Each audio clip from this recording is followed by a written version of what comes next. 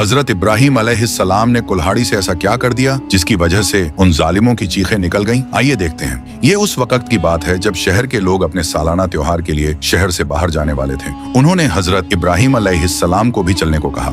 हजरत इब्राहिम अलैहिस्सलाम ने सितारों की तरफ देखा और एक हिकमत भरा जवाब दिया, इन्नी सकीम, यानी मेरी तबीयत ठीक नहीं है। लोगों ने समझा वो जिस्मानी तौर पर बीमार हैं, इसलिए वो उन्हें अकेला छोड़कर मेले में चले गए। अब पूरा शहर खाली था और उनका इबादत खाना सुनसान। जैसे ही लोग गए, हजरत इब्राहिम अलैहिस्सलाम उनके बड़े इबादत खाने में दाखिल हुए। वहाँ तरह तरह के सोने और पत्थर के बुत रखे थे और उनके सामने कस्म कस्म के खाने पड़े थे। आपने उन बुतों से कहा, तुम खाते क्यों नहीं? तुम्हें क्या हो गया है कि तुम बोलते भी नहीं? जब कोई जवाब ना आया तो आपने अपने दाहिने हाथ से कुल्हाड़ी उठाई और तमाम छोटे बुतों के टुकड़े कर दिए। सिर्फ सबसे बड़े बुत को छोड़ दिया और वो कुल्हाड़ी उस बड़े बुत के कंधे पर लटका दी, ताकि जब लोग वापस आए तो उन्हें सोचने पर मजबूर किया जा सके। जब लोग वापस आए और अपने इबादत खाने का हाल देखा तो चीखें निकल गईं। सब कहने लगे, हमारे खुदाओं के साथ ये किसने किया?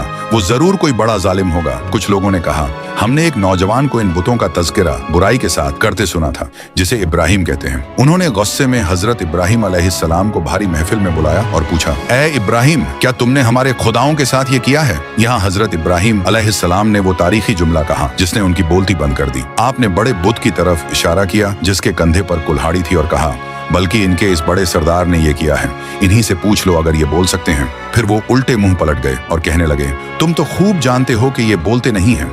हजरत इब्राहिम अलैहिस्सलाम ने कहा, क्या तुम अल्लाह के सिवा उन चीजों की इबादत करते हो जो ना तुम्हें जरा सा फायदा दे सकती हैं और ना नुकसान? ऐ अल्लाह रब्बुल आलमीन, हमें हर हाल में तेरी ही इबादत करने की तौफीक दे। आमीन।